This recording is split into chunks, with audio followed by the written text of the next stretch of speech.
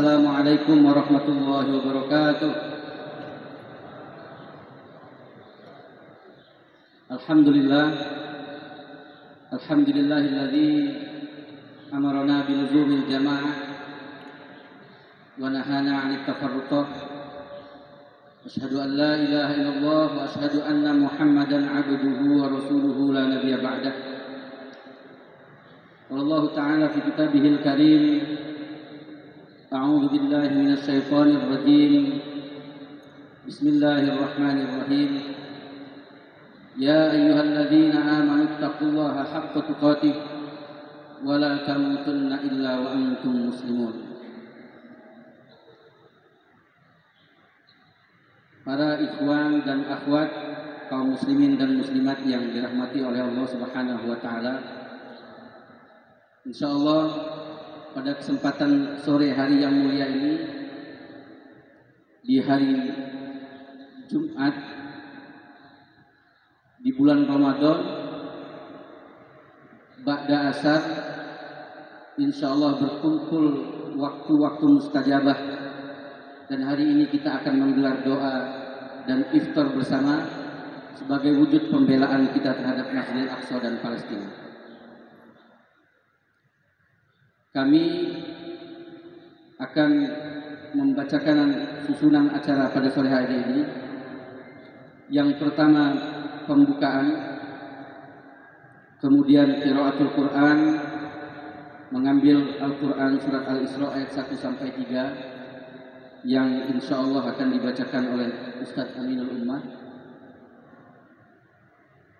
Kemudian yang kedua sambutan Waliul Imam.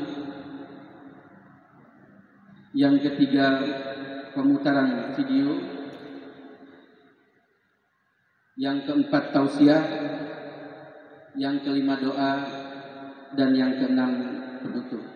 Dan insyaallah setelah ditutupnya acara ini kita akan buka bersama iftar jama'i di Masjid An-Nubuwah.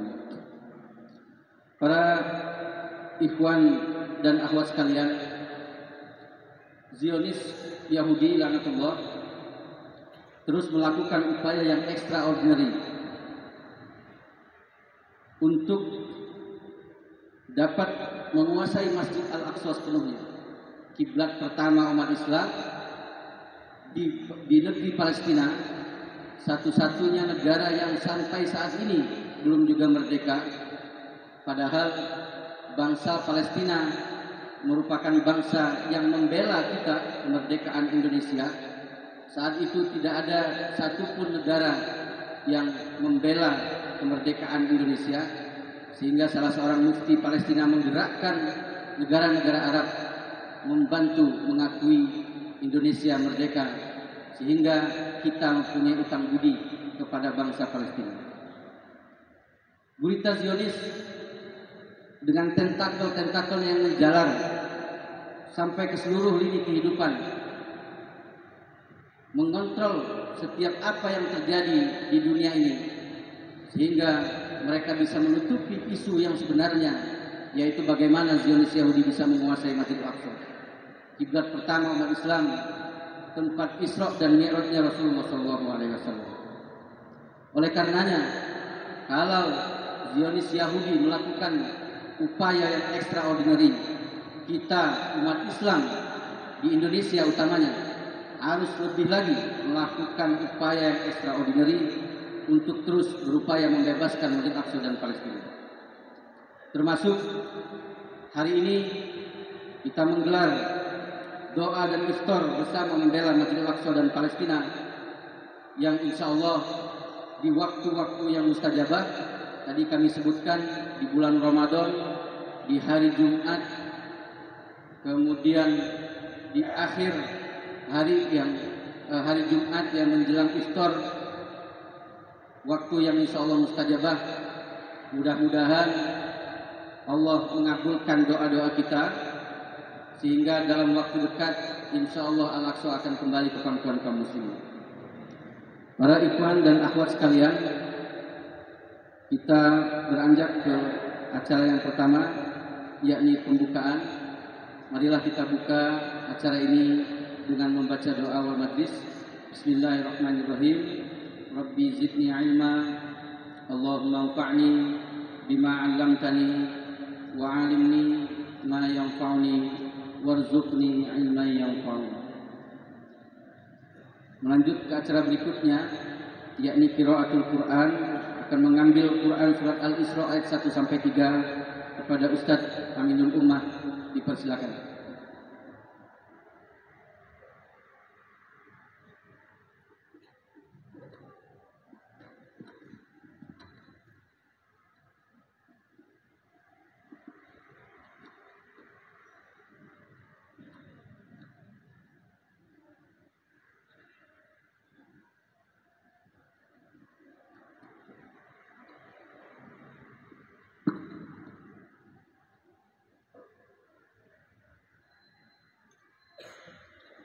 Assalamualaikum warahmatullahi wabarakatuh.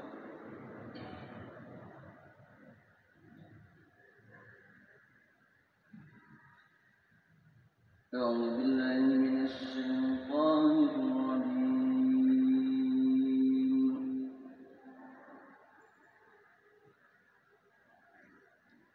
Bismillahirrahmanirrahim.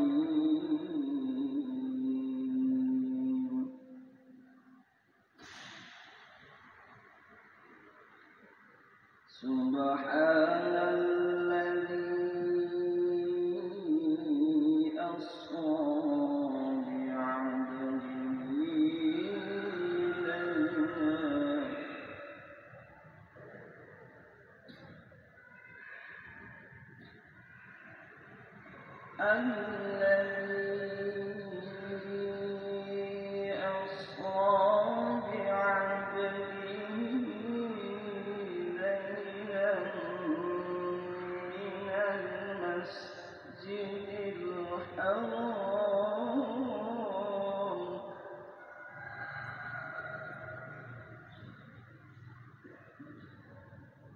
من المسجد الحرام إلى المسجد الأقصى الذي باركنا حوله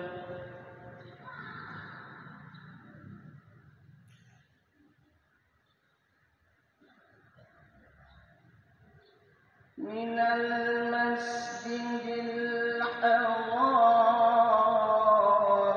إلى المسجد الأقصى الذي باركنا حوله لنريه من آياتنا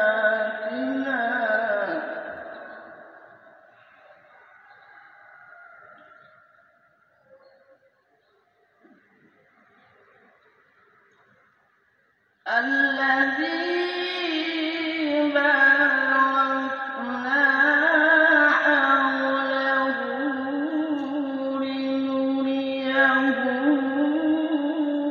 من آياتنا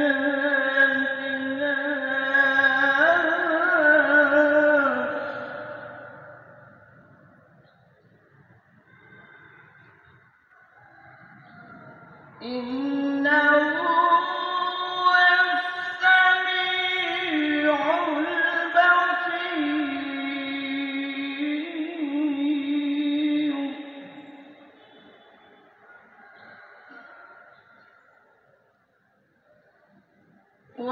وآتينا موسى الكتاب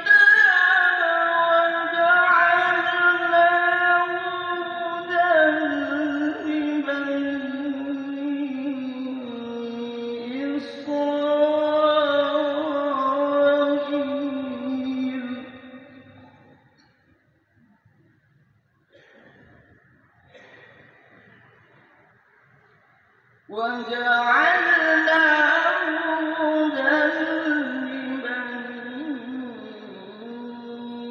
إسرائيل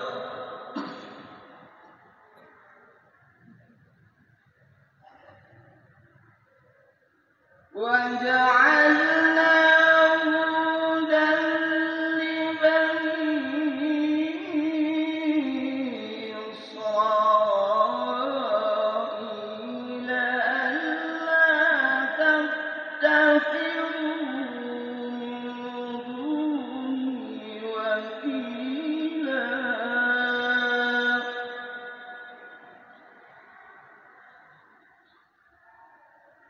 ذرية من حملنا مع نوح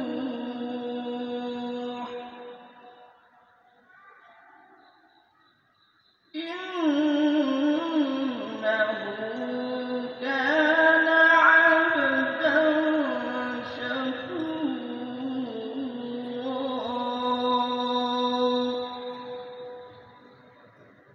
صدق الله العظيم. Assalamualaikum warahmatullahi wabarakatuh.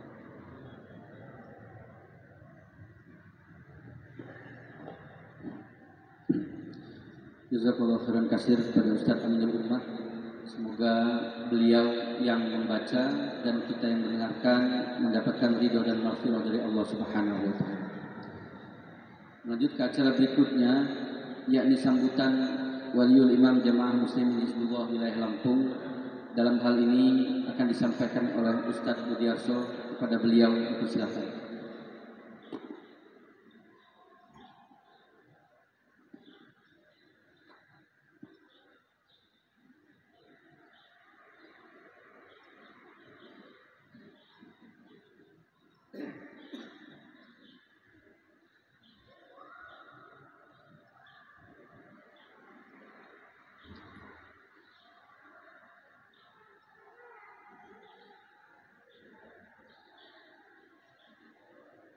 Assalamualaikum warahmatullahi wabarakatuh.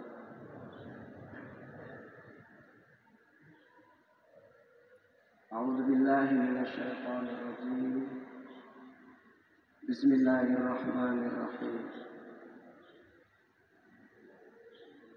Subhanalladzi asra bi'abdihi lailan minal masjidil haram ilal masjidil aqsa alladzi barakna haulah linuriyahu min ayatina innahu huwas samiul basir. Ashhadu an la ilaha illallah wahdahu la syarika lah wa ashhadu anna Muhammadan abduhu wa rasuluh. Allahumma salli wa sallim wa barik ala Muhammadin wa ala alihi wa ashabihi ajma'in. Ma sya'allahu kan wa ma lam yasha' lam yakun. La haula wa la quwwata illa billah. Amma ba'd. Kepada yang kami hormati Bapak Kepala Desa Negara Ratu, Bapak Heri Putra SPD IMM serta jajarannya, para Bapak Kepala Dusun Desa Negara Ratu yang tidak dapat kami sebutkan namanya satu persatu, Bapak Babinsa, Bapak Babin Kamtibnas Kecamatan Mater, para tokoh agama, tokoh masyarakat, tokoh pemuda,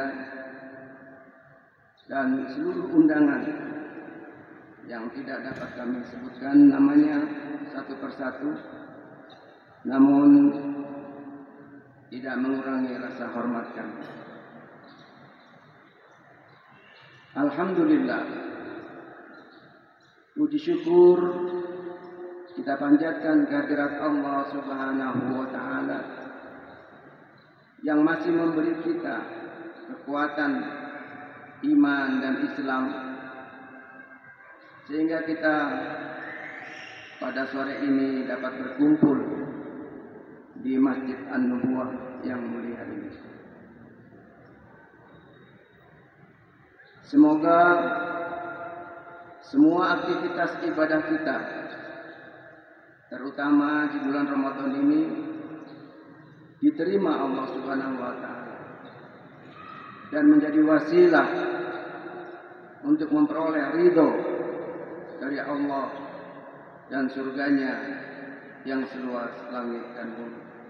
Amin. Amin ya rabbal alamin.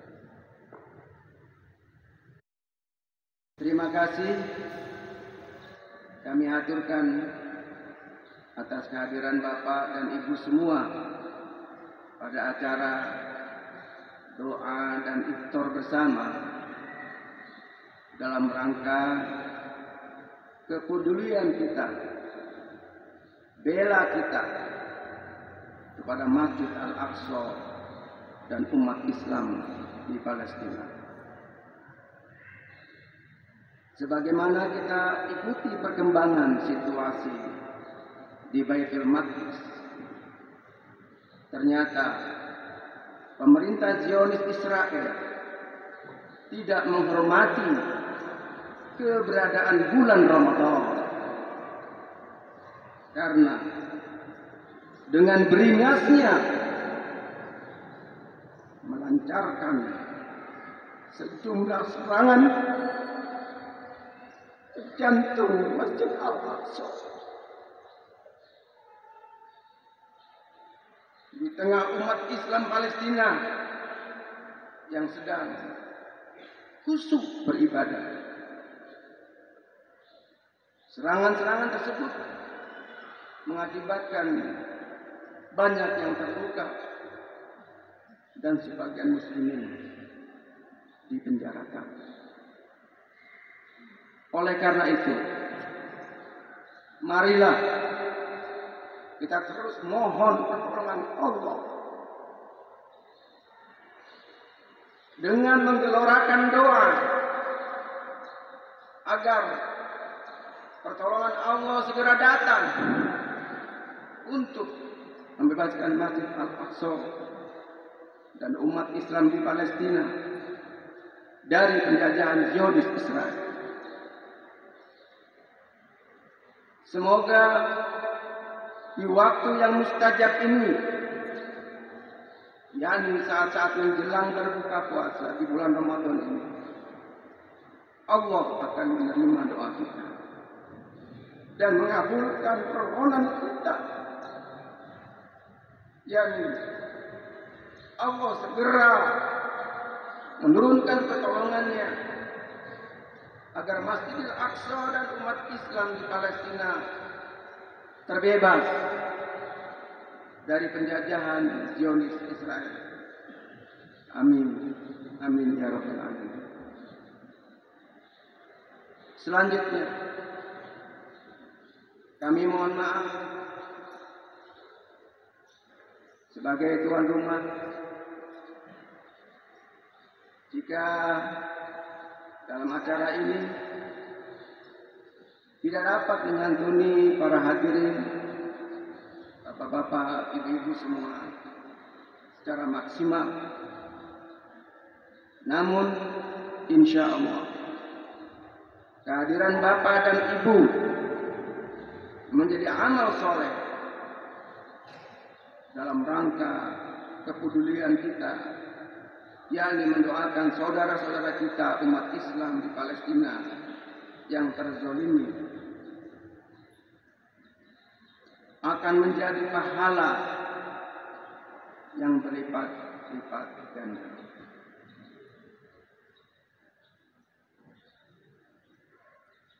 Demikian sambutan singkat dari kami. Mohon maaf atas segala kekurangan. Walaupun minkum. Wassalamualaikum warahmatullahi wabarakatuh.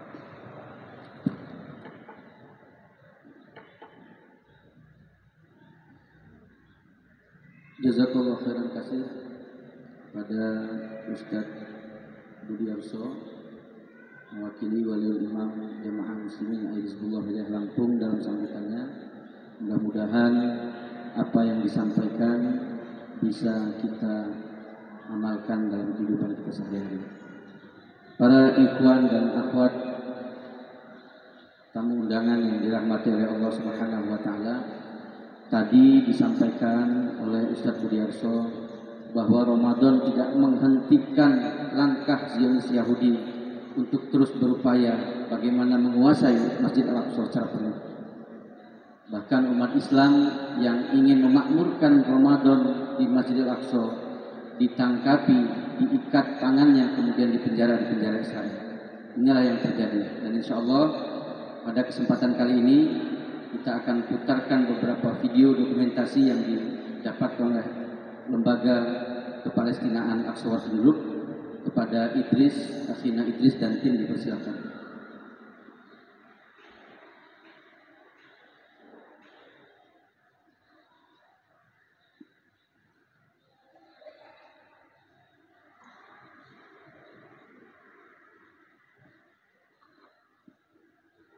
Assalamualaikum warahmatullahi wabarakatuh. Insyaallah kita akan sama-sama saksikan beberapa cuplikan video yang telah kami kumpulkan, yakni kejadian di 2 pekan yang lalu di hari Jumat, penyerangan Zionis terhadap jamaah sholat subuh pada hari Jumat 2 pekan yang lalu di bulan Ramadan ini. Sebagaimana kita ketahui, di tahun lalu juga Zionis melakukan hal-hal semacam ini. Mungkin sudah jadi agendanya setiap bulan Ramadan. Gak mau sepertinya umat muslim bisa beribadah dengan tenang. Nanti kita bisa saksikan bersama. Mudah-mudahan bisa menambah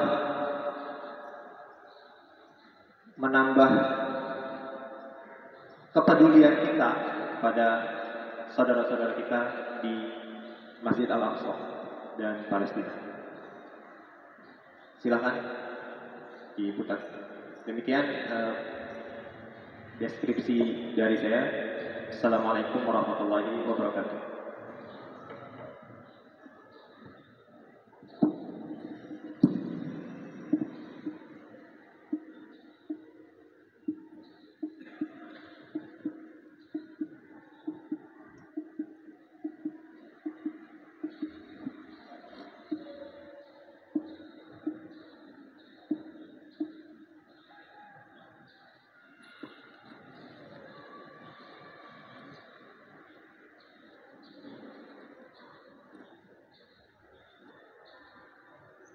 Baik, para ikhwan, inilah kondisi video yang terjadi di sana. Jadi umat Islam ingin memakmurkan Masjid Al-Aqsa di bulan-bulan Ramadan, kemudian masuk ke Masjid Al-Aqsa, sehingga kemudian Zionis Israel, tentara Zionis Israel menangkapi, memukuli siapapun yang ada di sana.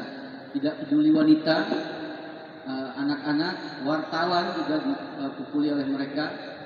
Dan banyak pemuda pemudi yang kemudian ditangkap.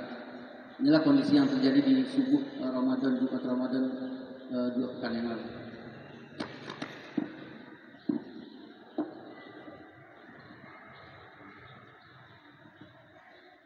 Ini pemuda dan pemudi Palestina hanya bisa membela diri dengan melemparkan batu. Sementara Zionis Israel membalasnya dengan tembakan peluru karet dan gas air mata, sehingga ratusan jamaah Masjid Al-Aqsa terluka dan ratusan ditangkap. Kemudian saudara-saudaranya di Gaza yang berjarak sekitar 76 km dari Masjid Al-Aqsa melakukan pembalasan, melemparkan roket ke tanah Yahudi Israel. Dan ini adalah video yang menggambarkan serangan Zionis Israel terhadap Gaza Palestina beberapa hari setelah pejuang-pejuang dari Gaza memberikan balasan. Nah, ini gambaran video bagaimana umat Islam di Masjid Al-Aqsa, tentara-tentara Zionis Yahudi masuk menggunakan senjata lengkap dan sepatunya, menodai kesucian Masjid Al-Aqsa, memukuli umat Islam di sana, menangkapnya dan mengikatnya serta memasukkannya ke dalam penjara. Bahkan Zionis Israel melemparkan gas air mata menggunakan drone kepada jamaah yang sedang melakukan iktikaf dan memeriahkan Masjidil Aqsa di bulan Ramadan tersebut. Tapi tidak kemudian menyurutkan semangat saudara-saudara kita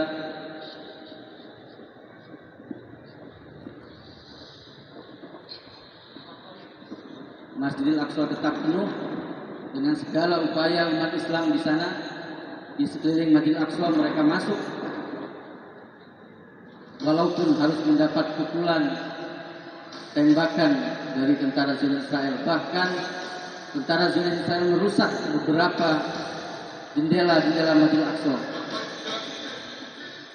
Kita umat Islam di Indonesia tidak tinggal diam. Beberapa aktivis di seluruh daerah di Indonesia bergerak melakukan aksi pembelaan terhadap Masjidil Aqsa dan Palestina. Ini aksi beberapa waktu yang lalu di Jakarta. Lampung juga ikut hadir, beberapa orang yang hadir untuk mengikuti kegiatan ini sebagai bentuk dukungan kita terhadap Masjid Al-Aqsa dan Palestina.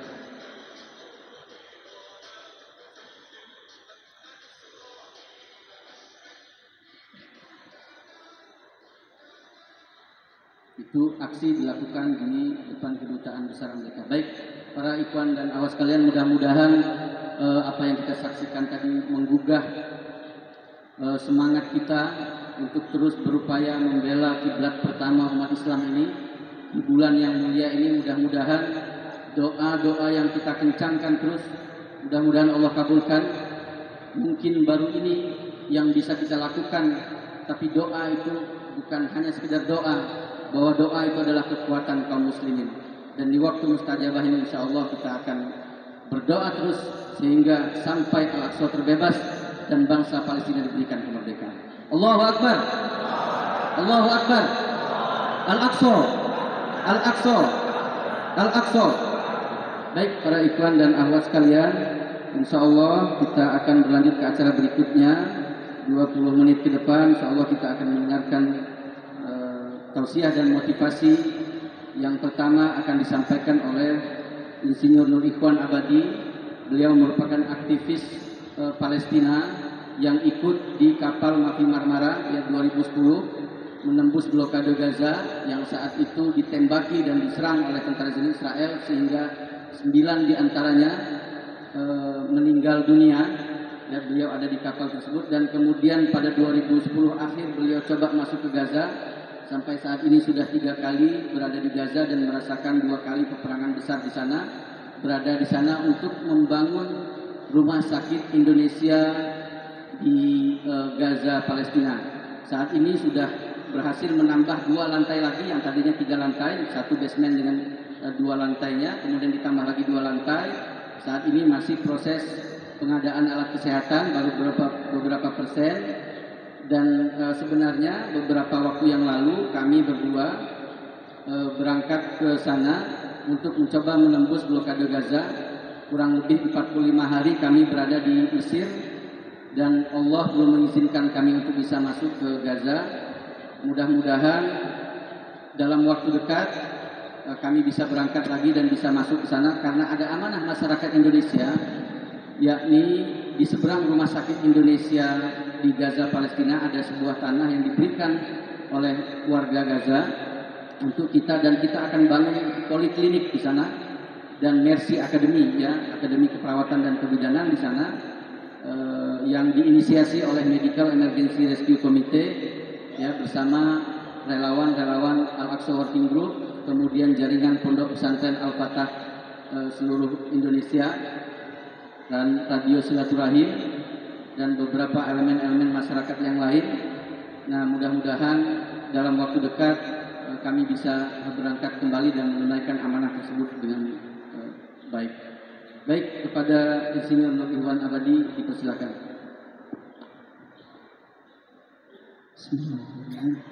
Assalamualaikum warahmatullahi wabarakatuh. Innal hamdalillah نحمده ونستعينه ونستغفره ونعوذ بالله من شرور أنفسنا وسيئات أعمالنا من يهده الله فلا مضل له ومن يضلل فلا هادي له أشهد أن لا إله إلا الله وحده لا شريك له وأشهد أن محمدا عبده ورسوله لا نبي بعده ما شاء الله كان وما لم يشأ لم يكن ولا حول ولا قوة إلا بالله.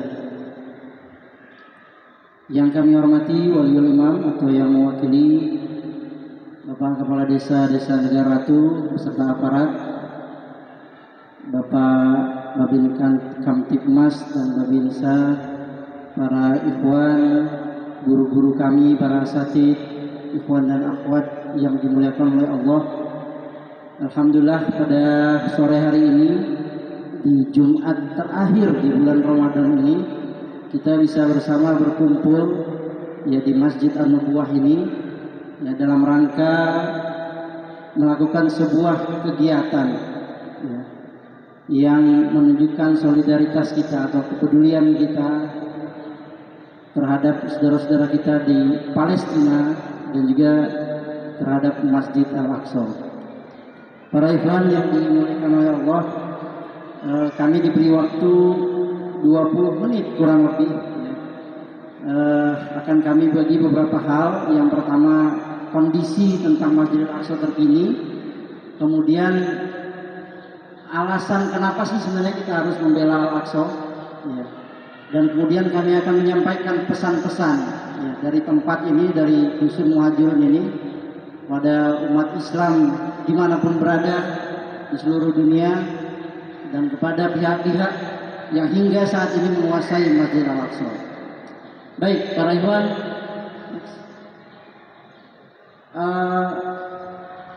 kenapa sih Al-Aqsa itu begitu penting gitu ya?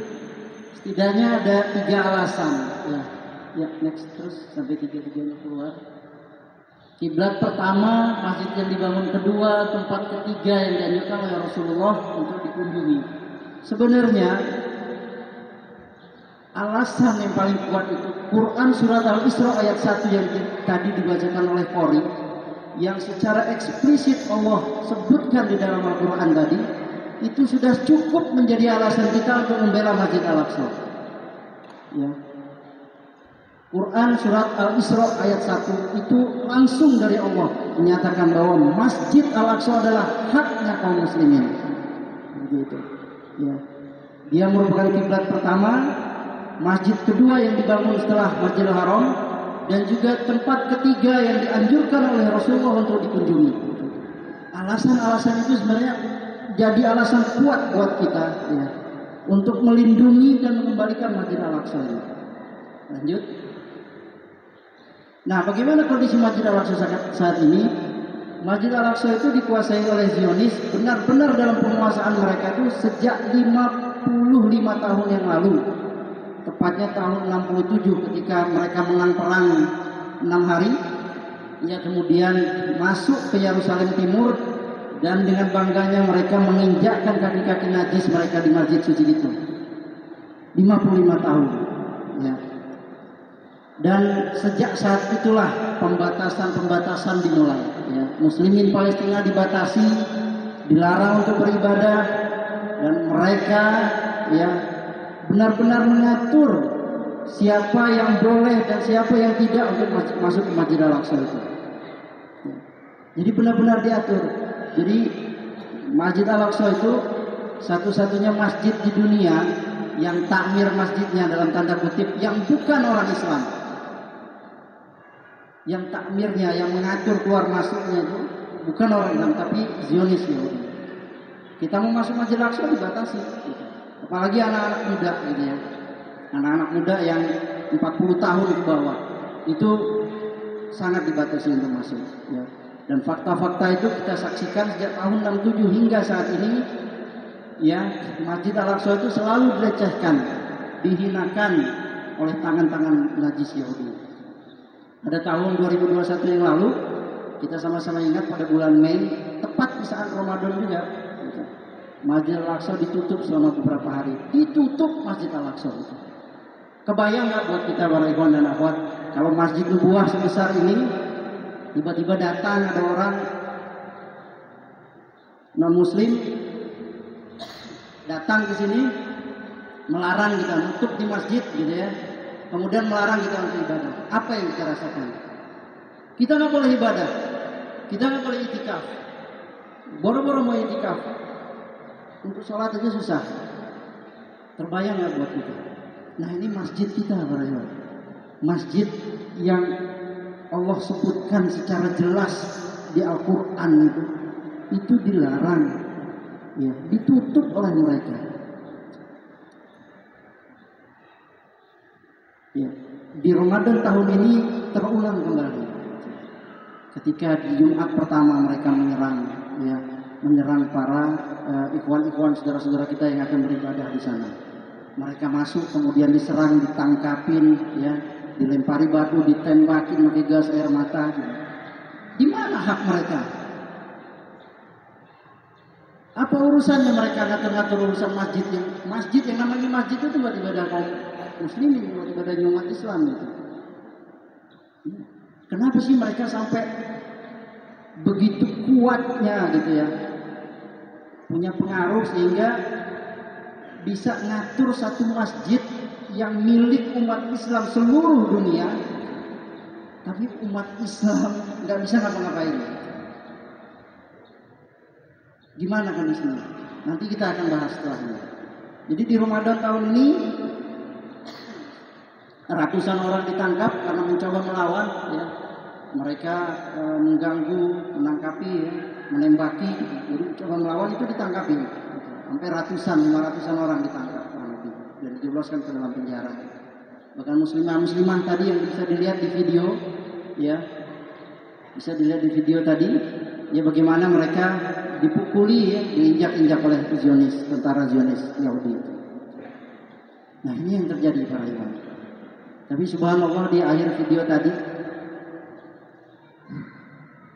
kita bisa lihat ya, 250.000 orang itikaf menginap di dalam Masjid Al-Aqsa. 250.000 orang penuh itu Al-Aqsa. Anda tahu resikonya ketika anak-anak muda masuk itu nyawa mereka bisa melayang para ikhwan. Ya, kita di sini mungkin itikaf bisa enak, bisa tenang, bisa nyaman gitu ya. Tapi di sana nyawa mereka, dan itu tidak menurunkan semangat mereka juga. 250.000 penuh pelataran Masjid Al-Aqsa itu. Allahu Akbar. Ya, mereka saudara-saudara kita yang berhadapan langsung dengan kaum Zionis itu. Mereka saudara-saudara kita yang memang face to face dengan kaum Zionis itu. Ya. Ini yang ketika melihat video itu luar biasa Pak Iwan. Kita mungkin di sini itikaf kita jika dibandingkan dengan jumlah penduduk yang ada di sini, katakanlah mungkin hanya berapa persen seperti itu. Tapi itu Masjid Al-Aqsa, ya, penuh 250.000, mungkin bahkan lebih gitu. Ya. Kapasitas di masjid ini kurang lebih 6.000, ya. Berapa persen yang terisi ketika itikaf? Nah inilah yang harus kita syukuri para hewan. Tempat kita aman, tempat kita nyaman untuk ibadah. Nggak ada tantangan istilahnya kan. Kalau di sana tantangan mau sholat ke masjid aja nyawa tantangannya. Nah kita di sini alhamdulillah masih ada yang bisa itikaf, masih ada yang bisa baca Quran di tengah malam, sholat malam segala macam. Ya kita mohon pertolongan Allah. Ya mudah-mudahan dengan banyaknya orang yang itikaf di masjid ini, Allah beri keberkahan di kampung kita yang mulia ini, insya Allah.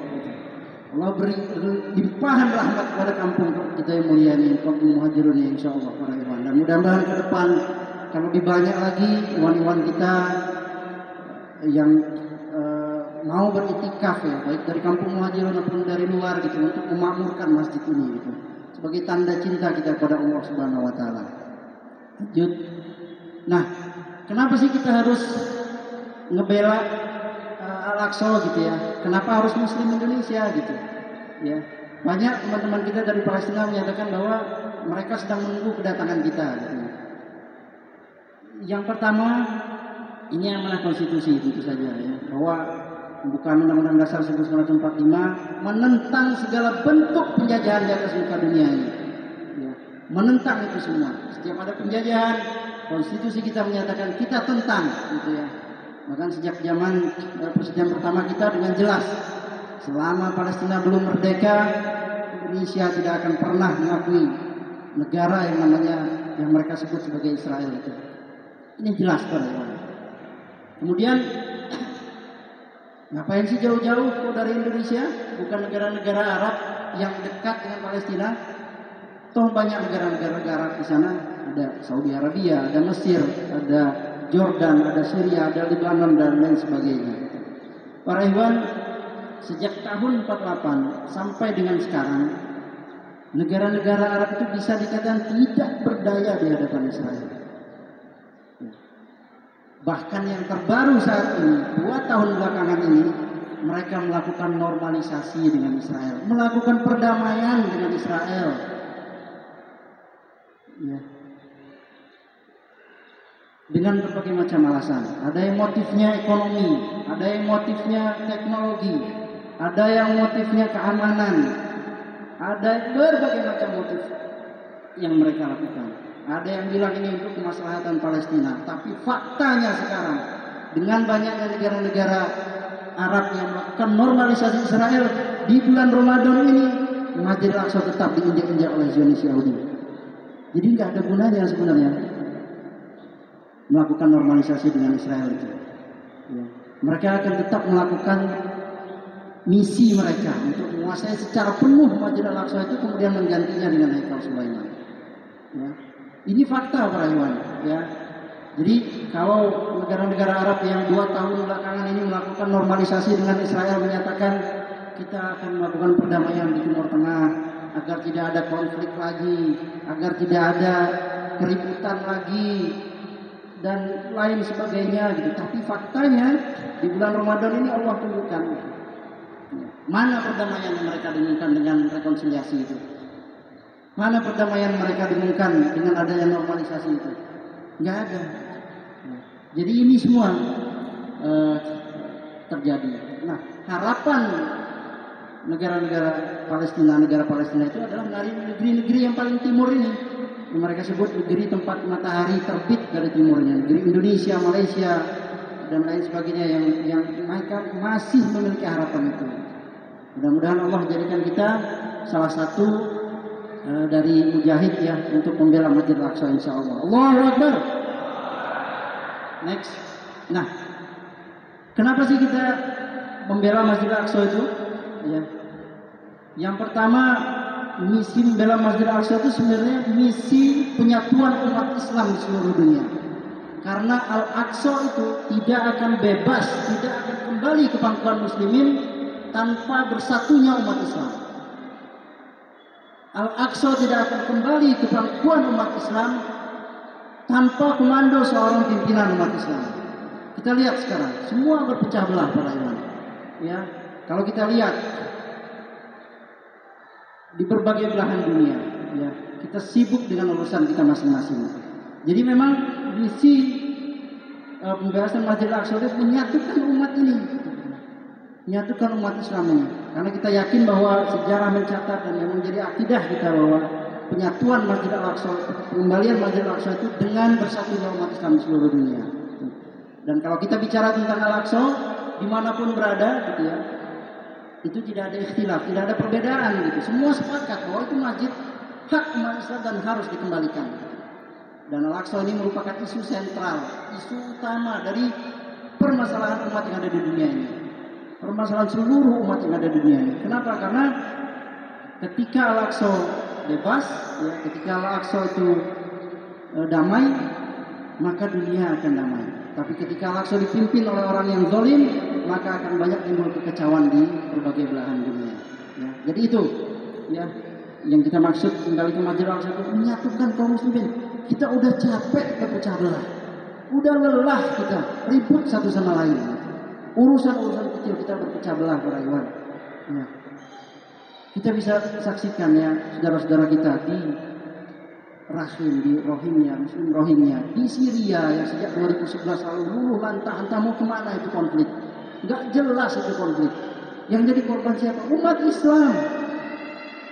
Di Libya Muammar Gaddafi pada saat memimpin, betapa makmurnya Libya itu. Betapa indahnya Libya itu. Betapa makmurnya rakyat-rakyat Libya. Tapi sekarang setelah dihancurkan oleh NATO dan sekutunya, jadi apa Libya? Hancur lantah, bentuk beberapa partai, memimpin satu partai saling menjegal satu sama lain, pecah belah lagi, saling berperang antar umat Islam lagi di sana. Di Yaman juga seperti itu, para Iwan. Ribuan saudara-saudara kita Muslim Yaman itu kelaparan. Kalau di sini kita masih bisa makan enak, di sana, Allah. Di Rohingya apalagi, para Iwan. Mereka luar biasa mengalami kezaliman. Nah, ini konflik-konflik ini semua, permasalahan-permasalahan umat ini akan selesai kalau permasalahan utama umat ini, yaitu terbebas dari Masjidil Aqsa itu selesai. Karena ini sejarah yang membuktikan seperti itu. Ya, jadi persatunya umat ini, ya, itu sangat penting untuk kembalinya Masjidil Aqsa. Kita singkirkan segala macam perbedaan. Kalau kita mau beda, saudara kembar pun pasti ada perbedaan. Apalagi umat yang miliaran jumlahnya ini. Kita perkecil perbedaan, kita perbesar persamaan. Jangan ada konflik di antara kita. Lanjut. Yang kedua, mengangkat tinggi Al-Quran. Para ikhwan, Al-Quran itu memang harus diangkat tinggi-tinggi. Ya. Kenapa? Karena salah satu kunci kemenangan umat Islam ini adalah dengan mengangkat tinggi, menjunjung tinggi Al-Quran itu. Bebasnya Masjidil Aqsa itu adalah dengan Al-Quran. Gitu ya. Makanya Imam Allahyarham ya sejak tahun 2013 lalu mendirikan namanya Sufa Al-Quran Abdullah bin Mas'ud, itu untuk mencetak generasi-generasi Qurani gitu, yang memang siap untuk diterjunkan kemanapun berada, termasuk untuk di dalam Masjidil Aqsa itu. Karena Allah akan memberikan pertolongan kepada orang-orang yang di dadanya ada Quran. Kami ketika pertama kali masuk di Gaza itu mendengar cerita bagaimana 23 orang syahid ya di dekat di Gaza bagian utara. Dari profil dari ke-23 orang itu ternyata Pak Iwan, sebagian besar dari mereka itu adalah orang-orang yang hafal Al-Quran.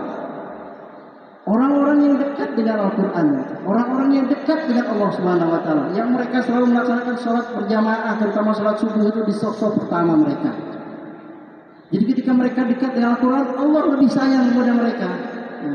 Mereka diberikan kemuliaan dengan mendapatkan syahid ya, di sisi Allah Subhanahu wa taala, insyaallah. Jadi ketika kita bicara bahasa Masjidil Aqsa, kita sebenarnya sedang menjunjung tinggi Al-Quran ini. Jadi pedoman hidup kita. Lanjut. Kemudian kita ketika bicara Al-Aqsa, kita ini sedang membangun peradaban Islam. Para ikhwan, cengkraman Zionis Yahudi itu sudah masuk ke dalam setiap sendi kehidupan umat Islam, apapun sekarang ini. Kami kemarin disampaikan oleh saudara Nur Hadis mencoba untuk masuk ke Gaza lewat Mesir, karena satu-satunya yang paling memungkinkan untuk warga negara Indonesia masuk itu lewat Mesir. Gitu. Sebenarnya kita cuma numpang lewat gitu, numpang lewat Mesir loh, gitu. Kita mau ke Merak Batin gitu ya. Nah, Mesir itu dari negara itu kira-kira gitu. Kita cuma numpang lewat, kalau mau misi saya mau lewat mau ke Merak Batin. Tapi dilarang gitu. Nah, harus otoritasnya mereka yang mengizinkan kita keluar atau masuknya gitu. Sebenarnya kalau ada tempat lain yang kita bisa masuk, kita bisa lewat, kita akan lewat gitu. Tapi itu, subhanallah, setelah beberapa hari Allah takdirkan kami belum bisa masuk gitu. Nah ini kami lihat pengaruh dari cengkraman pemerintah Zionis Yahudi terhadap negara-negara Timur Tengah cukup besar gitu. Sehingga otoritas untuk keluar masuk saja di Gaza dibatasi oleh negara yang notabene mayoritas Islam gitu ya. Sebenarnya kalau Mesir mau membuka Rafah secara terbuka, urusan Gaza itu selesai, urusan kemanusiaan di Gaza itu akan selesai. Tapi cengkraman Zionis begitu kuat, pengaruh mereka begitu kuat sehingga kontrol terhadap Palestina itu luar biasa. Nah kemudian generasi pembebas Al-Aqsa itulah generasi terbaik yang diberikan kemenangan oleh Allah. Ya. Nah kita saat ini kalau yang jadi yang mendengungkan pembebasan Masjid Al-Aqsa sebenarnya sedang membentuk generasi ini. Ya. Makanya kemarin saya sangat apresiasi ketika Mudirus Sufah Ustadz Muflihuddin ikut safari Ramadan bersama tim AWG ya, di Sumatera, mulai dari Lampung, Sumatera Selatan, Jambi, Medan, Padang, Aceh, Pekanbaru, balik lagi ke Sumatera Selatan, Lampung. Kami sangat apresiasi itu, gitu. Karena seorang pimpinan, ya, dialah yang akan membentuk generasi-generasi di bawahnya. Untuk membentuk generasi itu, dia harus menghayati benar-benar bagaimana bentuk perjuangan ini. Gitu. Ya. Walaupun kemarin ada yang kurang sepakat, apa korelasinya Mudir berangkat untuk urusan Al-Aqsa gitu. Ya ini korelasinya gitu. Ya. Membangun generasi bagaimana gitu. Kita membangun anak-anak kita ya untuk jadi penerus generasi Quran ini. Kalau pimpinannya, para ustadznya sendiri tidak menghayati perjuangan ini. Jadi ini sangat penting para ikhwan ya. Perlu dikatakan karena penghayatan terhadap perjuangan Al-Aqsa itu tidak mudah. Kita mungkin melihat gitu orang demonstrasi, melakukan aksi dan lain sebagainya. Tapi penghayatan itu akan timbul ketika kita terjun langsung ke bawah, melihat bagaimana kondisinya. Ya, seperti itu. Nah, kemudian generasi membangkitkan kesadaran sejak dini tentang pentingnya Masjid Al-Aqsa. Sejak kecil para ikhwan, mungkin bukan di generasi kita ya, bukan di generasi kita Al-Aqsa-nya akan bebas, tapi generasi selanjutnya. Untuk itu perlu kita tanamkan nilai-nilai saat ini. Lanjut. Nah, mengembalikan Masjid Al-Aqsa itu sebenarnya kita sedang menegakkan kebenaran dan memberantas kezaliman. Palestina itu adalah jantungnya dunia. Sejarah membuktikan siapa yang menguasai Palestina dan Masjid Al-Aqsa dialah yang menguasai dunia. Siapa yang menguasai Palestina atau Al-Aqsa dalam damai, menguasainya dengan adil, maka dunia akan damai. Tapi ketika yang menguasai Masjid Al-Aqsa dan Palestina adalah orang-orang yang zalim, kita saksikan saat ini yang terjadi. Berbagai macam kezaliman terjadi di seluruh dunia. Ya, maka motonya damai di Palestina, damai di dunia. Ya, jadi pembebas Al-Aqsa itu sebenarnya sedang menegakkan kebenaran. Gitu. Ya, pembebas Al-Aqsa itu adalah pembasmi kezaliman. Ya, jadi seperti itu para ikhwan ya. Jadi kalau ada yang bilang bahwa aktivis-aktivis Al-Aqsa itu teroris, katakanlah seperti itu, memang di frame-nya seperti itu, gitu. Sebenarnya siapa yang teroris, gitu kan? Yang membunuh anak-anak Palestina, yang menghancurkan jamaah sholat di Masjid Al-Aqsa itu, mengusir, menembaki, siapa yang teroris? Kita hanya membela hak kita untuk mengembalikan masjid itu untuk kembali. Itu yang kita bela, untuk memberantas segala macam kezaliman yang terjadi di sana. Itu. Ya, jadi 4 hal itu para ikhwan, ya, penyatuan umat Islam, kemudian mengangkat tinggi Al-Quran, membangun peradaban Islam dan menegakkan kebenaran dan memberantaskan kezaliman. Nah, itulah mengapa jadi benar-benar jadi landasan kita kenapa kita harus membela Masjid Al-Aqsa. Kemudian selanjutnya, karena waktunya terbatas, saya menyampaikan sebuah pesan, ya, pesan untuk umat Islam di seluruh dunia, untuk bangsa Arab yang ada di berbagai belahan dunia ini, untuk kaum muslimin. Yang pertama, kami menyerukan agar kaum muslimin dengan memohon pertolongan Allah untuk segera bersatu padu. Cukup sudah umat ini berpecah belah. Sudah saatnya kita menggalang persatuan demi tegaknya kalimat Allah di muka bumi ini. Yang kedua, hentikan segala bentuk kerjasama dengan Zionis apapun dalihnya. Karena fakta membuktikan setiap ada perjanjian yang dilakukan dengan Zionis Yahudi itu akan dilanggar dan akan oleh Zionis itu sendiri. Jadi apapun dalihnya, baik langsung ataupun tidak langsung, karena ini akan merugikan diri kalian sendiri di hadapan Allah. Jadi kepada negara-negara Arab saya sampaikan, hentikan semua normalisasi kalian dengan Zionis Yahudi. Kalian akan bertanggungjawabkan ini di hadapan Allah Subhanahu wa taala. Karena normalisasi yang kalian lakukan sejatinya adalah menghancurkan Muslim Palestina dan menghancurkan Masjid Al-Aqsa. Yang ketiga, membela Masjidil Aqsa adalah kewajiban utama umat Islam saat ini. Untuk itu agar umat Islam fokus untuk masalah ini dan tidak terpecah belah dengan masalah yang lain. Fokus di sentral masalah ini. Karena ketika masalah Masjidil Aqsa ini selesai, insya Allah permasalahan dunia ini akan selesai. Begitu. Yang keempat, menggalang kekuatan fund and forces demi tegaknya keadilan untuk menerima kembali Masjidil Aqsa. Dan yang kelima, ini untuk saudara-saudara kami rakyat Palestina, bersabarlah kalian. Sebentar lagi kemenangan akan segera tiba. Begitu. Umat Islam di Indonesia akan bersama kalian, insya Allah menerima kembalinya Masjidil Aqsa dan sholat bersama dalamnya dalam keadaan damai insya Allah. Allahu Akbar. Itu pesan kami untuk kaum muslimin yang ada di berbagai belahan dunia. Dan untuk Zionis Yahudi kami sampaikan, yang pertama agar segera angkat kaki dari Masjidil Aqsa dan bumi Palestina dan menyerahkannya ke umat Islam. Kedua, hentikan segala bentuk kezaliman yang kalian perbuat terhadap Muslim Palestina. Yang ketiga, jika kalian tidak segera hengkang dari bumi para nabi Palestina, maka demi Allah, segenap kaum muslimin akan datang mengusir kalian. Allahu Akbar. Akan menyeramkan muka-muka kalian sebagaimana yang Allah telah janjikan. Allahu Akbar. Allahu Akbar. Siapa Al-Aqsa? Siapa Palestina? Al-Aqsa. Al-Aqsa. Al-Aqsa. Demikian para ikhwan, mudah-mudahan bermanfaat. Di Jumat ini mari kita lakukan doa dengan khusyuk, ya. Kita doakan karena hanya ini yang bisa kita lakukan, ya. Tidak ada hal lain yang bisa kita lakukan, gitu. Dengan doa ini di akhir Jumat yang menjelang maghrib ini kita berdoa bersama, insya Allah nanti akan dipimpin oleh Ustaz Hidayat. Ya, kita berdoa mudah-mudahan Al-Aqsa akan kembali ke pangkuan muslimin. Ya, demikian dari kami. Jazakumullah khair. Sekali lagi mudah-mudahan Allah catat ini sebagai alasan kita di hadapan Allah nanti ketika Allah tanya apa yang sudah kita lakukan untuk Masjidil Aqsa. Ya, demikian para ibu, mohon maaf atas segala kekurangan.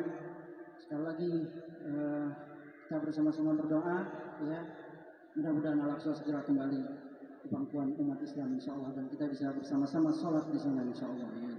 Assalamualaikum warahmatullahi wabarakatuh. Waalaikumsalam warahmatullahi wabarakatuh. Alhamdulillah para ikhwan dan akhwat sekalian, kita telah menyaksikan tadi pemaparan dari Insinyur Nur Ikhwan Abadi, relawan Medical Emergency Rescue Committee yang juga anggota presidium dari Lembaga Kepalestinaan Aqsa Working Group. Mudah-mudahan kita bisa mengambil ibrohnya sehingga ke depan kita sama-sama berjuang untuk membebaskan Masjidil Aqsa. Berlanjut ke tausiah yang kedua yang insya Allah akan disampaikan oleh Ustadz Saifullah MD. Beliau adalah pengajar di Pondok Pesantren Sufais 2 dan Madrasah Al-Fatah Lampung. Beliau juga merupakan pengisi kajian rutin pengurus Aqsa Working Group di Lampung. Beliau juga pengisi di podcast Palestina di channel YouTube Miratus TV dan beliau merupakan pemerhati sejarah dan insya Allah akan dipaparkan bagaimana sejarah tentang Al-Aqsa dan Palestina dari zaman Rasulullah sampai saat ini. Kepada Ustadz Saifullah MD dipersilakan.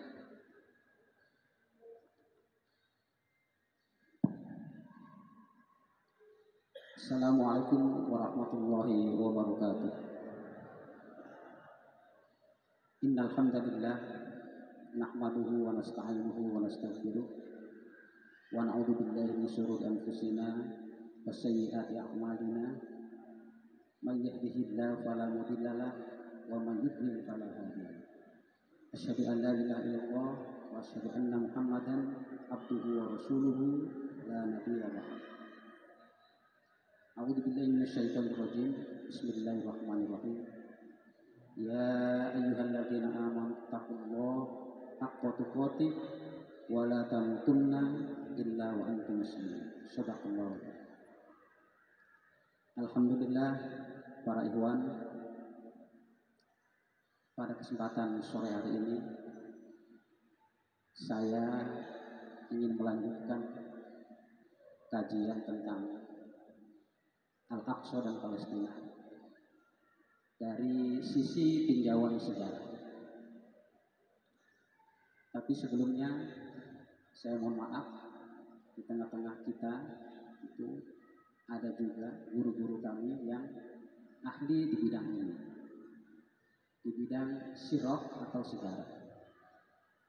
Jadi kami mohon maaf jika nanti apa yang kami paparkan ada kekeliruan, mohon kami diluruskan. Menyingkat waktu para ikhwan,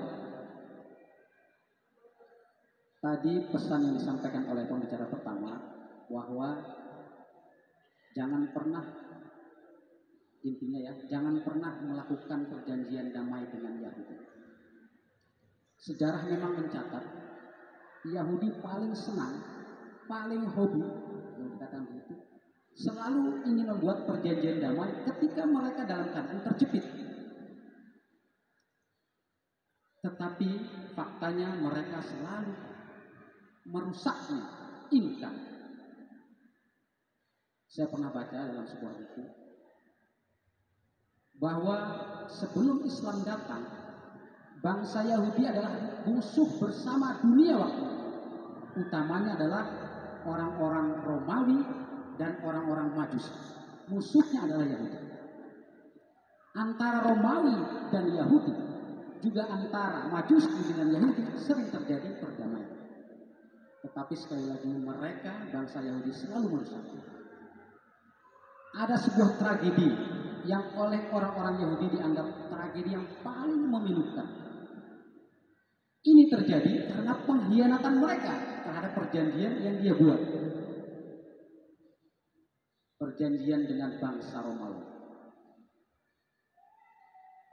Singkatnya, orang-orang Yahudi pernah dikepung di Palestina, di Baitul Maqdis oleh tentara Romawi di bawah Jenderal Titus.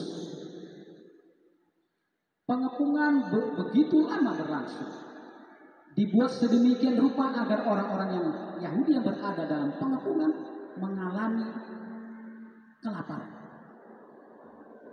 Memang dibuat, direncanakan pengepungan itu agar mereka orang Yahudi membunuh sesama mereka. Dan ternyata betul. Akibat kelaparan yang sangat, ada sebuah tragedi yang sangat memilukan. Mohon maaf, ini saya ceritakan.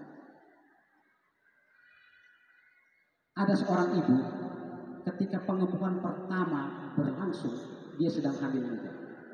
Sampai akhirnya dia lahir dalam masa pengepungan.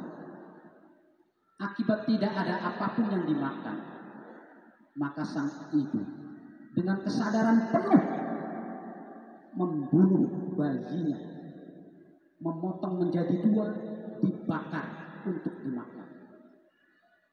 Ibu itu namanya Maria Betsaida. Ketika aroma daging begitu semerbak menyebar, seluruh sisa-sisa Yahudi yang masih hidup waktu itu segera berdatangan ke arah sumber bau harum. Barangkali itu daging terbakar. Ketika mereka memaksa kepada Maria Betsaida, tolong bagi kami makan. Kami pun ingin bertahan hidup. Kata sang ibu, silahkan jika kalian mau makan daging itu. Ketika dibuka, semua yang melihat muntah, merasa jijik. Betapa seorang ibu berani tega membunuh bayinya hanya untuk sekedar bertahan hidup. Peristiwa ini didengar oleh Panglima Titus. Maka atas dasar kemanusiaan Panglima Titus menghentikan pengepungan dan kemudian terjadi perdamaian. Yang ingin saya garis bawahi adalah bahwa peristiwa ibu tadi dijadikan bahan oleh orang-orang Yahudi setelahnya sebagai cerita dongeng kepada anak cucu mereka untuk menumbuhkan rasa benci kepada siapapun, balas dendam kepada siapapun. Meskipun waktu itu adalah orang Romawi, tapi ternyata bangsa Yahudi meluapkan rasa dendamnya tidak hanya kepada bangsa Romawi, kepada siapapun.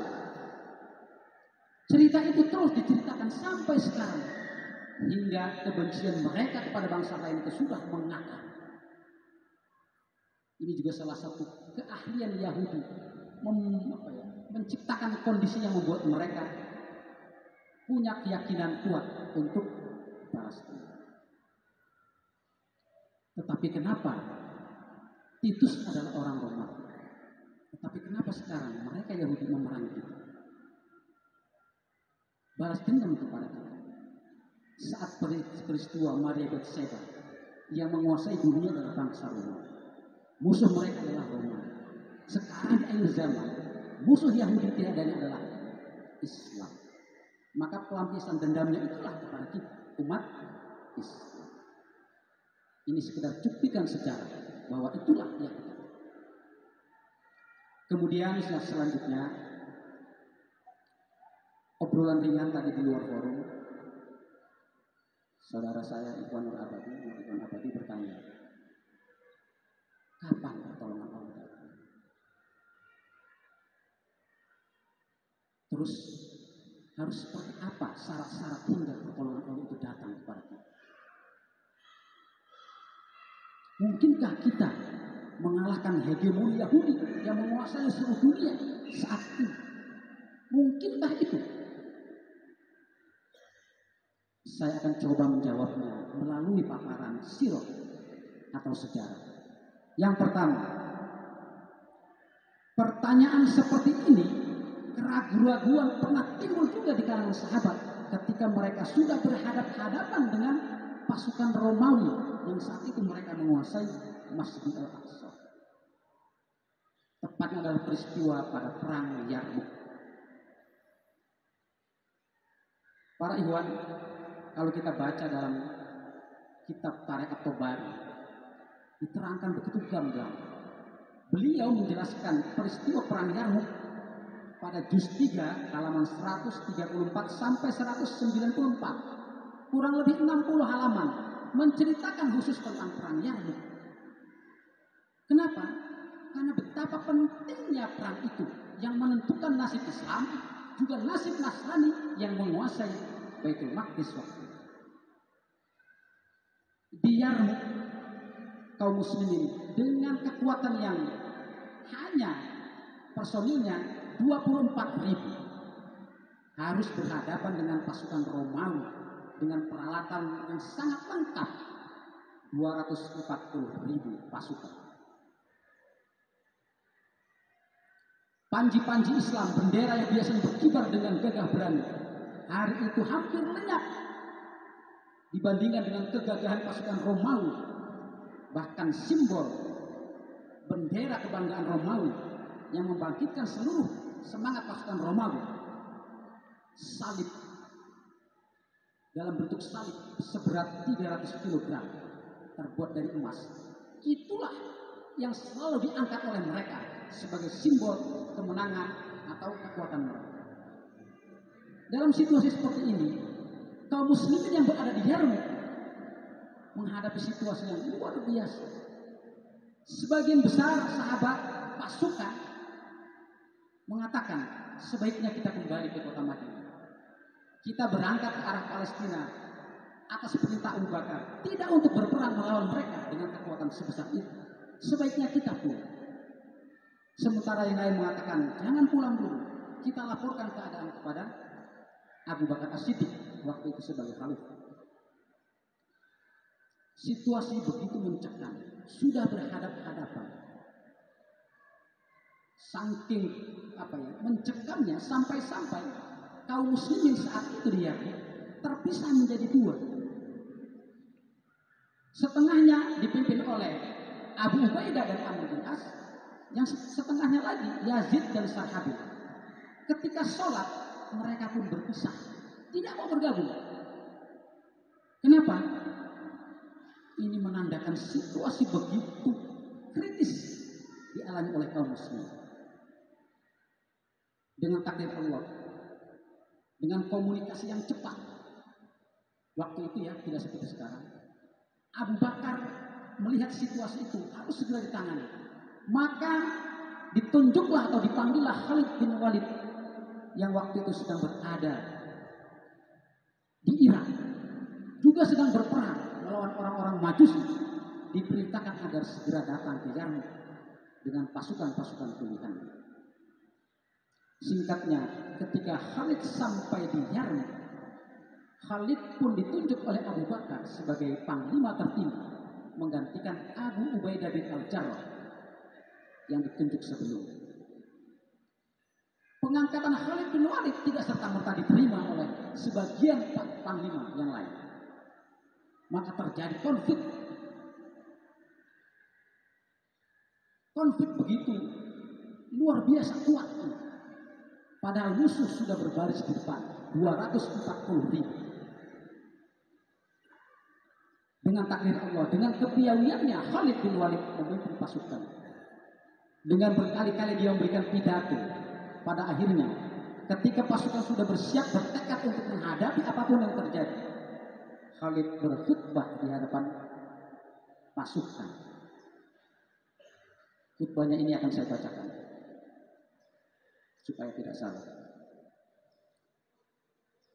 Sesungguhnya hari ini adalah salah satu dari hari-hari milik Allah. Tidak layak pada hari ini berbangga-bangga ataupun melampaui batas. Ikhlaskan niat kalian dalam berjihad hanya karena Allah. Sesungguhnya hari ini adalah hari penentu bagi hari esok. Jika kita berhasil memukul mundur mereka pada hari ini hingga ke parit-parit mereka, maka kita akan terus mendesak mereka. Tetapi jika pada hari ini kita dikalahkan oleh mereka, maka selama-lamanya kita tidak akan dapat berjaya lagi. Saya tarik pidato Khalid dengan konteks kekinian. Para ikhwan bisa mengambil hikmahnya. Jika sudah bersiap bergerak maju, jangan pernah ada kata mundur. Sekali mundur maka tidak pernah dapat lagi maju. Memulai dari sisi mana pun tidak akan pernah bisa memulai. Inilah Khalid bin Walid, memberi motivasi kepada pasukan hingga seluruhnya bergerak maju. Di saat yang bersamaan juga pasukan Islam mendapatkan bantuan dan bantuan personel pasukan hingga berjumlah 46.000. Tapi masih tetap tidak seimbang dibandingkan dengan kekuatan Rom. Kenapa saya ceritakan Yarmuk? Yarmuk ini sebuah dataran kosong, tempat kosong kalau sekarang di Yordania, yang menandakan tumbangnya kekuatan Romawi yang menguasai Baitul Maqdis adalah di Yarmuk, bukan di Baitul Maqdisnya, tapi di Yarmuk. Karena seluruh kekuatan Romawi waktu itu tumpah ruah berada di Yarmuk. Maka motivasi Khalid tadi dengan khutbahnya, jika kita menang hari ini maka kesananya kurang lebih akan mudah. Jika kita kalah hari ini maka tidak akan pernah bisa lagi kita berbuat serupa dengan ini. Inilah para ikhwan, betapa luar biasanya peristiwa di Yarmuk. Ahli sejarah semua sepakat, takluknya Romawi di Sam bukan dengan bebasnya Baitul Maqdis, tapi kalahnya mereka di Yarmuk. Ini sebagai gerbang pertama dan utama. Para ikhwan yang dirahmati oleh Allah, banyak kisah yang terjadi dalam perang Yarmuk. Bahkan ada seorang sahabat yang berperang dengan begitu gagah berani. Hari itu dia dipersaksikan oleh sahabat-sahabat lainnya berhasil membunuh 1.000 orang. Sampai-sampai dirinya tertebas kakinya, putus tidak sadar. Ketika dia berjalan dengan terseok, ketika waktu tidak istirahat, barulah dia sadar. Itu pun karena diingatkan oleh sahabatnya. Wahai sahabat, kakimu terputus. Baru sadar. Dan sahabat yang memberitahukan tadi akhirnya mencari potongan kaki dan diberikan kepadanya. Itu satu. Kemudian yang kedua, dalam perang Yarmuk juga banyak sekali wanita-wanita yang terjun langsung berperang menghadapi orang-orang Romawi. Karena inilah titik menentukan bagi berhasil tidaknya kaum muslimin menguasai Baitul Maqdis waktu itu. Sebut saja Asma binti Yazid As-Sakan. Sejatinya dia dengan wanita-wanita yang lain adalah ada di barisan paling belakang di bagian logistik dan kesehatan. Tapi karena situasi yang mendesak begitu rupa, tidak ada jalan lain selain membantu berperang. Dia cari ke sana kemari senjata, tidak juga diketemukan. Hanya tiang penyangga tenda itulah yang digunakan. Hari itu beliau berperang dengan gagah berani. Sahabat-sahabat banyak menyaksikan. Dihitung berapakah jumlah korban yang berhasil dibunuh oleh wanita mujahidah tersebut. 9. Sementara dirinya penuh dengan luka, tersungkur, bahkan dikira meninggal. Tapi ternyata dengan izin Allah, dia berumur panjang sampai 17 tahun kemudian setelah peristiwa perang. Yang kedua, Juwairiyah binti Abu Sufyan bin Harb. Beliau juga sama dengan Asma tadi. Tapi karena situasi yang begitu paling mendesak, kritis, maka tidak ada lain. Dia pun maju bertempur menghadapi musuh. Hanya saja Juwairiyah menemukan syahid. Beberapa catatan sejarah mengatakan ketika perang sudah berakhir, kaum muslimin mencoba memilah mana korban dari kaum muslimin dan dari pihak orang-orang Romawi. Ditemukan Juwairiyah dengan musuh yang menggeletak di sekitar. Dipastikan itulah korban-korban dari senjata Juwairiyah. Namun ini yang membuat saya luar biasa. Ternyata tidak jauh dari itu, suaminya pun syahid berdekatan dengan dirinya. Subhanallah. Suami istri syahid dalam perang Yarmuk. Seluruh keluarga besar Abu Sufyan bin Harb terjun dalam peperangan itu. Maka Imam At-Tabari dalam komentar kecilnya, sesungguhnya perang Yarmuk adalah perang milik Abu Sufyan bin Harb karena keluarganya semua terjun ke medan perang. Para ikhwan yang dirahmati Allah, dengan izin Allah, di Yarmuk inilah kaum muslimin bisa memenangkan pertempuran. Apa rahasia kemenangan itu? Dalam Tarikh At-Tabari juga dikisahkan. Inilah pengakuan Kaisar Heraklius yang waktu itu beliau adalah pemimpin terbesar pasukan Romawi. Dia bertanya kepada para panglima yang selamat. Waktu itu Heraklius berada di Antioquia kalau tidak salah. Didatangi oleh para panglima yang melaporkan hasil pertempuran di Yarmuk. Para panglima mengatakan, kami kalah di Yarmuk, wahai Heraklius. Heraklius bertanya, supaya tidak salah, saya bacakan kisah. Celakalah kalian, beritahukan kepadaku tentang musuh yang kalian perangi. Bukankah mereka manusia seperti kalian juga? Mereka menjawab, ya. Heraklius kembali ini bertanya kepada para panglima, apakah jumlah kalian lebih banyak daripada jumlah mereka? Atau mereka menjawab, jumlah kami lebih berlipat ganda dari jumlah mereka di setiap tempat.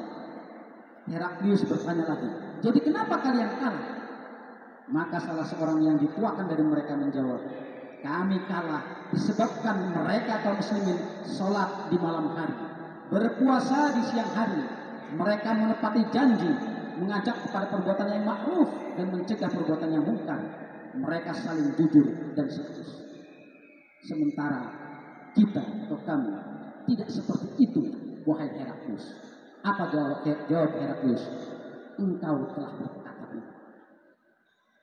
Jadi inilah sesungguhnya sumber kemenangan kaum muslimin, bukan pada jumlah kekuatan, perlengkapan yang begitu memadai, tidak. Maka sering ayat yang kita dengar dalam tilawah di Masjid An-Nubuwah, potongan ayat yang menjelaskan, wa man nasru illa min indillah. Dan tiadalah kemenangan itu kecuali dari sisi Allah semata. Seperti apa kemenangan itu diberikan kepada orang-orang yang setidaknya digambarkan oleh Heraklius tadi. Mereka yang gemar sholat malam, berbuat kebaikan, dan seterusnya dan seterusnya. Bahkan dalam riwayat lain Heraklius mengatakan, telah datang kepada kalian suatu kaum yang tak mungkin dapat kalian kalahkan. Para ikhwan yang dirahmati Allah, kajian tentang kronologis takluknya Baitul Maqdis pertama, bagian pertama itu sudah panjang sekali. Tetapi saya coba kemas sedemikian rupa supaya momentum Ramadan ini mengingatkan kita kembali kepada betapa perjuangan tentang Al-Aqsa sudah dimulai dari zaman Nabi Muhammad, Khulafaur Rasyidin dan seterusnya, bahkan sampai hari kiamat.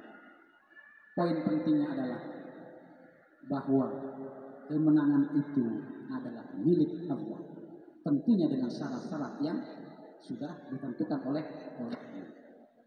Barangkali ini yang dapat saya sampaikan, mudah-mudahan dapat memberi manfaat, motivasi kepada kita, juga makin kuat kita akan komitmen kita terhadap pembebasan Masjid Al-Aqsa. Allahu Akbar. Allahu Akbar. Sekian, assalamualaikum warahmatullahi wabarakatuh. Alhamdulillah, jazakallahu khairan katsiran kepada Ustaz Saiful MD yang telah memberikan pemaparan yang pandangan tentang sejarah Masjidil Aqsa. Juga tadi disampaikan oleh Insinyur Ridwan Abadi bagaimana kondisi saudara-saudara kita di Palestina, kondisi umat Islam, kondisi Yahudi dan lain sebagainya. Mudah-mudahan ini menjadi ibrah bagi kita para ikhwan dan akhwat semuanya, tamu undangan yang dirahmati oleh Allah Subhanahu wa taala, bahwa meski kita berada di kampung Muhajirun di desa Negara Ratu ini, rupanya Allah takdirkan kita untuk memberikan kepedulian yang besar terhadap saudara-saudara kita di Palestina. Mudah-mudahan ini bisa diikuti oleh kaum muslimin di seluruh dunia, utamanya di Lampung, utamanya di Indonesia ini, sebagai kaum muslimin terbesar di dunia yang diharapkan membantu saudara-saudara kita di Palestina sana. Dan insya Allah pada kesempatan sore hari ini menjelang berbuka puasa ini akan dipanjatkan doa nanti oleh Ustaz Hidayatul Rahman. Beliau adalah Amir Majelis Dakwah Jamaah Muslimin Hizbullah Wilayah Lampung, yang juga merupakan ketua lembaga bimbingan ibadah dan lembaga bimbingan ibadah dan penyuluhan Islam LBIPI Lampung. Kemudian beliau juga pengajar metode membaca Al-Quran, metode tatbiki. Kepada Ustaz Hidayatul Rahman kami persilakan. Pada para ikhwan dan akhwat, mohon kondisikan anak-anaknya, kita berdoa kepada Allah secara khusyuk. Mudah-mudahan Allah kabulkan doa kita. Amin.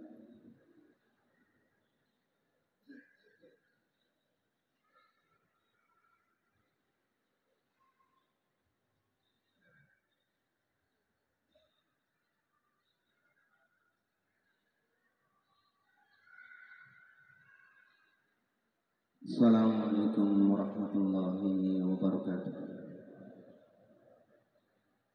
Hadirin sha'imin wa sha'imat, al-qa'imin wal qa'imat. Mari kita tundukkan hati kita, khusyukkan hati kita. Kita berada di momentum yang terbaik di sore hari ini. Kita semuanya sedang shaum di bulan Ramadan, di hari Jumat, di waktu menjelang futur. Ini adalah waktu terbaik untuk kita memohon kepada Allah Subhanahu wa taala. Mari kita aminkan doa yang saya bacakan. Mari kita bersihkan hati kita, khusyukkan hati kita kepada Allah Subhanahu wa taala. Kita buka pintu langit, kita memohon kepada Allah dengan sesungguh-sungguh. Kita awali dengan bacaan surah Al-Fatihah. A'udzu billahi minasyaitonir rajim. Bismillahirrahmanirrahim. Alhamdulillahi rabbil alamin. Ar-Rahmanir Rahim. Maliki yaumiddin. Iyyaka na'budu wa iyyaka nasta'in. إياك نعبد وإياك نستعين إياك نعبد وإياك نستعين اهدنا الصراط المستقيم صراط الذين أنعمت عليهم غير المغضوب عليهم ولا الضالين. اللهم يا سامع السر والنجوى يا كاشف الضر والبلوى اللهم يا سامع السر والخفية يا من حوائجنا عنده مقضية اللهم يا مسبب الأسباب يا قاهر الأعداء يا هازم الأحزاب يا منزل الشتاء ومخرج الأموات يا هازم الذات يا كاشف الكرب يا سميع يا عليم يا باني السماء بغير عمد ما مسير الأرض بغير عمد اللهم انصر أهل فلسطين على من عاداهم اللهم صوب رميهم اللهم ثبت الأرض تحت أقدامهم اللهم اجعل نار أعدائهم بردا وسلاما على المسلمين اللهم اجعل نار المسلمين تحرك الأعداء اللهم احرس مسجد الأقصى من مكر الماكرين اللهم اقتل من قتل المسلمين اللهم انصر شعب فلسطين على أعدائك أعدائهم اليهود اللهم اجعل لأهل فلسطين النصر والعزة والغلبة والقوة والهيبة في قلوب أعدائهم اللهم اشفي جرحاهم وأطلق أسراهم اللهم انصر مجاهديهم في سبيلك في برك وبحرك وجوك يا رب العالمين اللهم انصر إخواننا في المسجد الأقصى ya Allah ya Rabb kami tolonglah saudara-saudara kami di Masjid Al-Aqsa Allahumma kun lahum wa la takun alaihim ya Allah bersamai mereka jangan kau tinggalkan mereka Allahumma antaqim min a'daihim ya Allah pecah belahlah musuh-musuh mereka wa aqdhifir ru'ba fi qulubihim tanamkan rasa ketakutan di dalam hati-hati mereka wa radd kaidahum fi nuhurihim dan tolaklah tipu daya mereka Allahumma ansur murabitin al-mustad'ifin min ahli Filistin ya Allah bantulah orang-orang yang menjaga orang-orang yang lemah dari penduduk Filistin Allahumma hafiz arwahahum ya Allah jagalah arwah-arwah mereka wa abna'ahum dan anak-anak mereka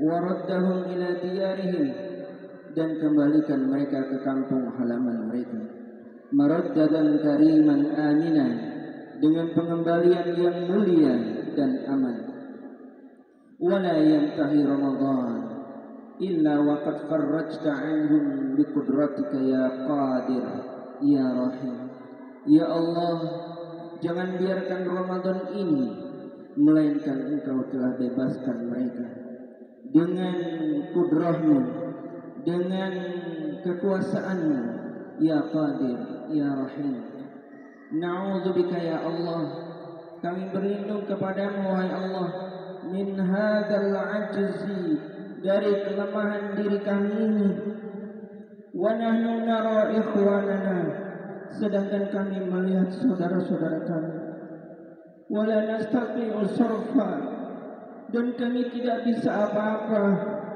wala dafa'a tidak bisa menolaknya wala saula bahkan kami tidak bisa sampai kepada mereka Allahumma ya Allah inna nashku ilaik kami mengadu kepadamu dha'fa quwwatina dengan kelemahan kekuatan kami wa qillati hilatina dengan apa yang tidak ada kemampuan pada diri kami wa hawanana dan diri kami ala nas atas orang lain Allahumma ya Allah inna nastaudi'uka al-masjid al-aqsa kami titipkan kepadamu Masjid Al-Aqsa Masra Rasulillah tempat perjalanan dakwah Rasul Allah Ya man la tadi'u indahul wada'i. Wahai zat yang tidak pernah engkau bisa meninggalkan semua kebutuhan kami. Fahfizhum, jagalah mereka. Bihifzika dengan penjagaanmu. Wa ri'ayatika dengan pertolonganmu.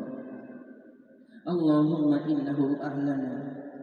Wahai Allah, sesungguhnya mereka itu adalah keluarga kami. Qad zulimu bighairi haqqin. Mereka telah dizalimi dengan tanpa kebenaran. Wa akhriju min diyarihim. Mereka telah terusir dari negeri mereka. Fi syahrikal karim, di bulan Ramadanmu yang mulia ini. Wa muni'us shalah, dan mereka dicegah untuk salat. Fi masjidikal maqdis, di masjidmu yang sangat suci ini. Allahumma ya Allah, fantasirlah, tolonglah mereka. Warbit ala qulubihim, dan kuatkanlah hati mereka. Waraddihim ila diyarihim, kembalikan mereka ke negeri mereka. Wa masjidihim, dan masjid mereka. Aminin, dengan aman. Allahumma wasjud ala a'daihim, ya Allah, pecah belahlah musuh-musuh mereka. Hatta yarawul adzabal alim, sehingga mereka melihat siksa yang sangat pedih. Allahumma ansir mujahidina fi sabilik, ya Allah, tolonglah mujahid-mujahid di jalanmu. Fi Filistin wa haulil aqsa wa fi Gaza wa fi kulli makan yadhkur fihi ismak. Semua tempat ya Allah, yang mana tempat itu disebut namamu. Ya Rabb, ya Aziz, ajib du'a'i, jawablah doa kami ya Allah.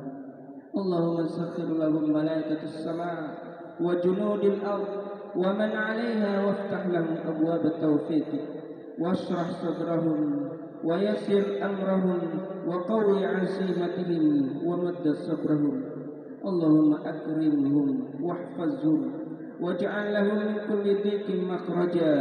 Allahumma ansurhum ala man 'adahum waftah lahum fathan qariba. Allahumma ihfiz al-Quds wa ahlal Quds ya man la tabi'u 'indaka al-wada'i. Allahumma inni astaudi'uka, ya Allah, sesungguhnya kami menitipkan kepadamu Baitul Maqdis wa ahlal Quds wa kull Filistin wa Masjidil Aqsa. Allahumma kun lahum 'auna, ya Allah, berikan pertolongan kepada mereka. Allahumma inna la namliku li Filistin illa du'a. Wahai Allah, kita tidak punya apa-apa, kami tidak memiliki apa-apa untuk menolong mereka. Illa du'a, kecuali hanya doa. Fa ya Rabb la tarudda lana du'a, ya Allah, jangan engkau tolak doa kami. Wa la takhib lana raja, ya Allah, jangan engkau cegah harapan kami. Wa anta arhamar rahimin, engkau adalah zat yang paling berkasih sayang. Allahumma raddi ilayna Filistin wal Masjidil Aqsa, ya Allah, kembalikan negeri Palestina dan Masjid Aqsa raddan jamilan, dengan pengembalian yang baik. Allahumma ansur dha'fahum, ya Allah, tolonglah kedoifan mereka. Fa innahum laysa lahum siwaka, tidak ada yang lain kekuatan mereka kecuali Engkau, wahai Allah, ya Rabbal Alamin. Subhana rabbika rabbil izzati amma yasifun wa salamun 'alal mursalin walhamdulillahi rabbil alamin. Assalamualaikum warahmatullahi wabarakatuh.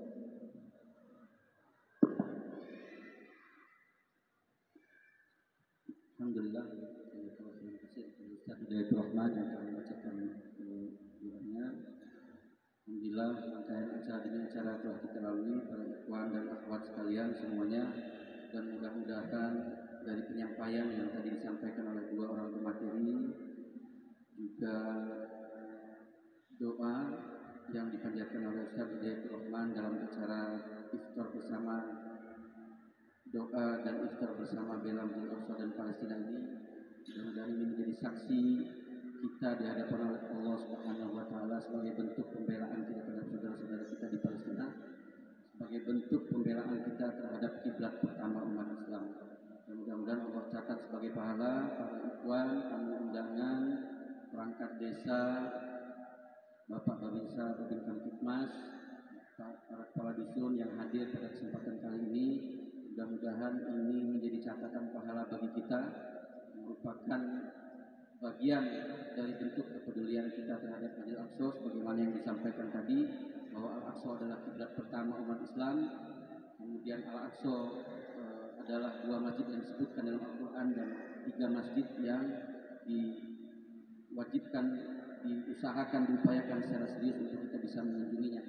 Selain itu juga dikatakan tadi oleh pemateri bahwa pembelaan kita terhadap Al-Aqsa dan Palestina ini merupakan bentuk amanah konstitusi yang tertuang dalam Undang-Undang Dasar Pembukaan Undang-Undang 1945 bahwa kemerdekaan itu adalah hak segala bangsa dan oleh sebab itu penjajahan di atas dunia harus dihapuskan. Demikian para ikhwan dan akhwat semua, sebelum kami tutup dan tamu undangan nanti bisa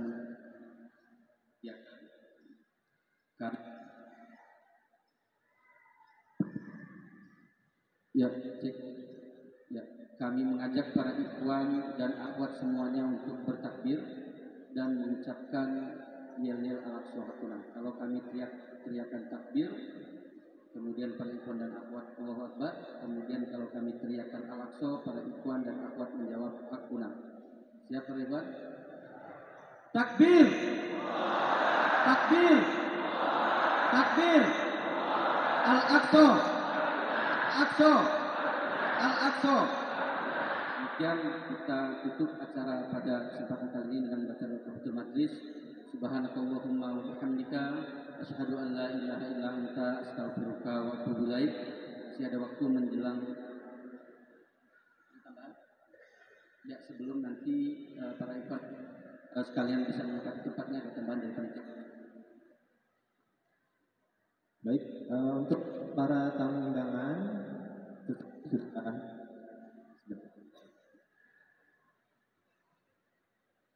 sudah kami sediakan untuk iftarnya di bagian sebelah selatan. Ada tamu undangan, kepala-kepala dusun, kepala desa, dan sesepuh, dipersilahkan kami sediakan tempatnya untuk iftar di sebelah selatan.